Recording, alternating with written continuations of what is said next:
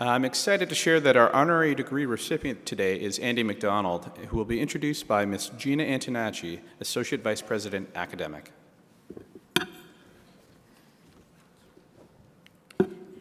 Thank you, Derek. Throughout his 37-year career as a firefighter, Andy MacDonald has made significant contributions to Humber, the community, and to society overall.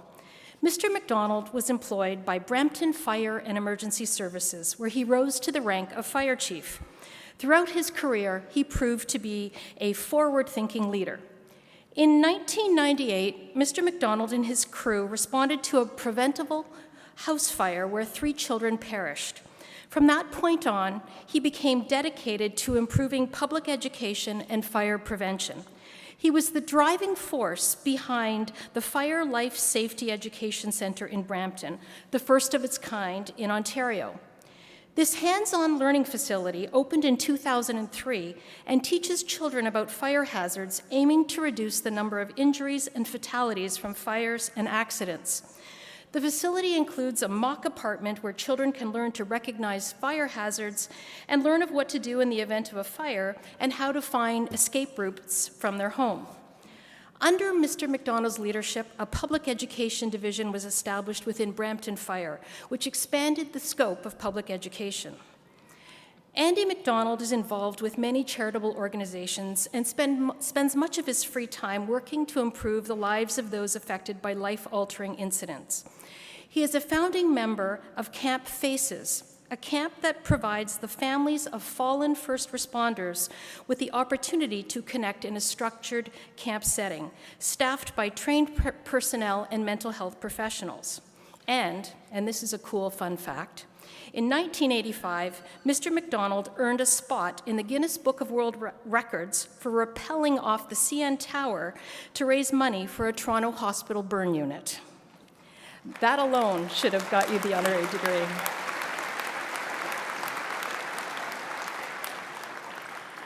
Andy MacDonald reached out to Humber several years ago because he had a vision to improve the training and education options available to firefighters in Ontario.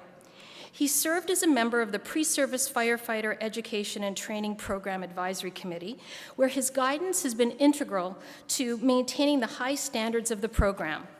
In addition, he contributed to the development and direction of both executive and diploma-level education that the school has launched, as we position ourselves as a provincial leader in all levels of fire services education. Mr. MacDonald is recognized across the province as a passionate advocate for fire prevention and public education, and as a compassionate leader, one who clearly personifies Humber's values of courage, innovation, and excellence. It is with pride that we present him today as the recipient of an honorary degree.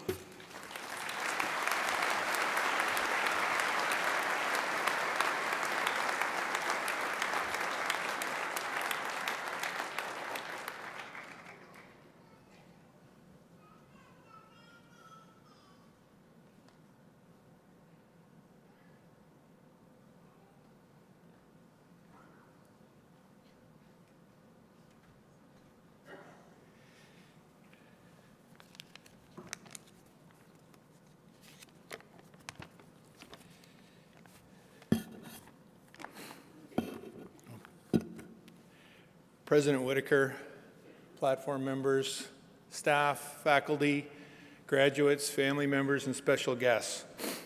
This is such an incredible honor being here today. Thank you very, very much.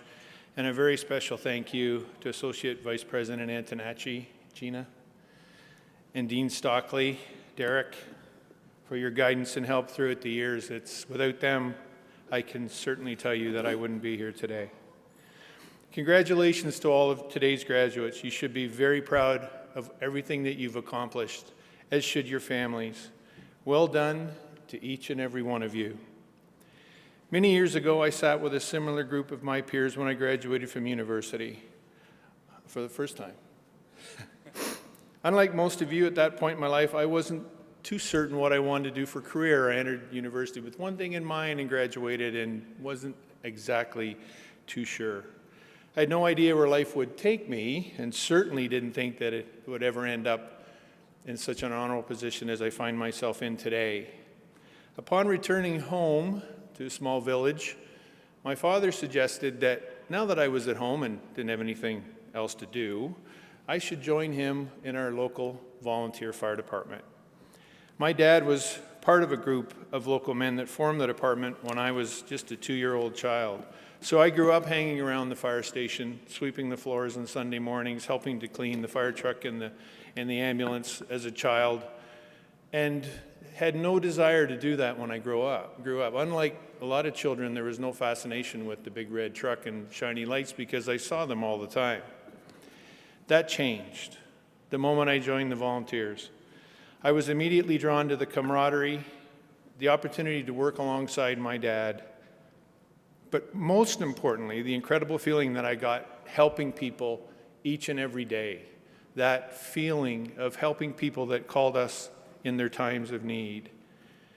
I went on to enjoy an incredibly rewarding career, joining as a professional firefighter 2 years later that culminated, as you heard, as chief of the department. That happened in the village was engulfed by the city of Brampton as it grew. And I started on a small fire department as a professional. By the time I left as chief, there was nearly 500 of the best dedicated firefighting men and women that anybody would be proud of leading. But I didn't want to leave you today or send you out today with a story on how to succeed and become fire chief or how to succeed as a first responder or whatever your career goal may be. In fact, I'm here to talk to you about and to encourage you never to settle for any preconceived goals. Easy for me to say, I didn't have any when I was your age. I didn't have any when I was graduating. I quickly established some. But although I had an incredible career, a very rewarding career, there's so much more in life out there than just a job. My job wasn't like a lot of jobs, but it was a job. I went to work, I helped people, I got paid. I spent 35 years in Brampton and another 2 years before that as a volunteer, but there's so much more. Approach life and career goals as plateaus. Don't shoot for a goal. Don't shoot where you're going to end up. Because like I said, I had no idea that I would ever end up here. And every stage of my life, I reached a number of plateaus. But when I was first hired as a professional firefighter after 2 years as a volunteer, I thought I'd reached life's goal. I was a firefighter. That's what I wanted to be. I'd made it. But quickly learned that there was a lot more. As I progressed through the ranks, first to captain and then eventually through the years to become fire chief, I would have thought when I was younger, wow, what a goal, you've made it. You've landed where you're supposed to be. But I never stopped. Some people think I should have. I have peers that wonder why I won't stop. But that position as fire chief was simply a plateau. Those plateaus open doors. Don't be happy with where you've landed. Look around. There's people who need help. There's things that you can do. Treat it as a plateau. Doors will open. The vantage point, the higher you get up and the higher the plateau, the greater the vantage point, more opportunity you have to see that people can help you. Look out from that plateau to find your next one. Find your next landing pad. But now the best part. Those things that needed my attention in life typically helped involving others. When I mentioned earlier that the biggest thing that drew me to the world of firefighting and as a first responder was the opportunity to help others. There is no better feeling than helping others, people in need. Science today is telling us that helping others, volunteering in a social setting to help others, helps us live longer, makes us happy, helps lessen chronic pain, lowers blood pressure, and when you get to be my age, you'll appreciate every opportunity to do that. And it gives us a sense of self-worth and satisfaction that a paycheck can't provide. In summary, helping others and giving social support was associated with, this is the scientific term, increased activity in a brain area that functions as part of the reward system during an affiliative task. In other words, it feels good. Now, I'm going to get a little serious for a few moments with the first responders amongst our graduates today. I know we have graduates from the fire program and a number of police and law programs. I now have the opportunity, another landing spot from one of the plateaus, to work across the country helping first responders deal with operational stress. I don't want to get too serious here, but there's a link here. I learned my lesson a long time ago. Helping others because of all those things that I mentioned makes you feel good. When you get out there in the real world functioning as a firefighter and you get your dream job and you land on that first plateau as a firefighter or a police officer, you don't always win. You see horrific things and often they end badly. When you can help others, whether it's at work or as a volunteer or on the side, whether it's coaching a kid's hockey team or a soccer team or volunteering with your local blood bank or whatever it is, that feeling of being in control and knowing that you had a positive impact and saved someone's life or just helped them have a better day or helped teach a little kid how to kick her soccer ball, you're in control. It makes you feel good.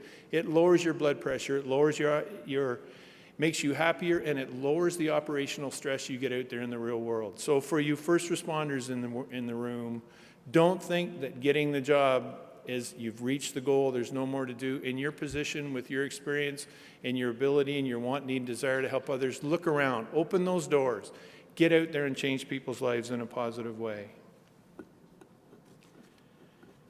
For the rest of you, I grew up with it. As I mentioned, my father was a volunteer firefighter.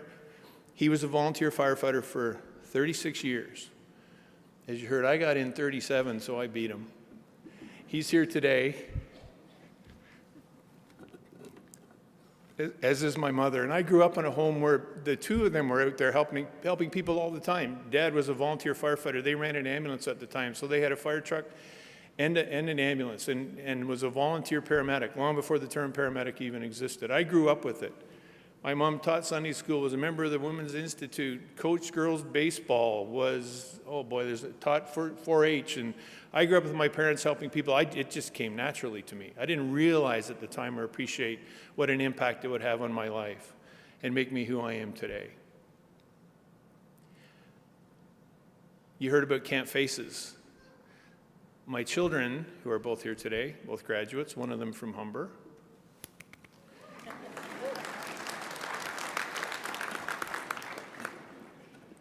They are both very invested in the work that we do at Camp Faces. My daughter Alana runs the volunteer program, and my son Brett leads the youth program at the camp on their own time, an incredible amount of time that they spend working on that camp to help others. And I know that it's going to make them better as they go through life because of the experience that they have and because of the feeling they get. And it's going to lower the blood pressure, make them happier, and do something because of an affiliative reaction in their brains, apparently. My wife, Erin, who is my inspiration, also works hard at the camp and with those children that need us to help them get through it, as well as a number of fundraising things out in the community. So it's natural for me. It should be for you. So think about it. As I send you off, congratulations. I hope you have successful careers and life. If they're anywhere near as rewarding and happy as mine has been, then you're going to really have a great time. And if you get out there and you see a plateau or you reach a plateau and a door opens and you get an opportunity to help somebody in the community and try that next step, you know what? We may cross paths, and there's nothing I'd like better than to serve at some point with any of you as we move forward. So congratulations. Go out there and get them. This is a very special day. Thank you.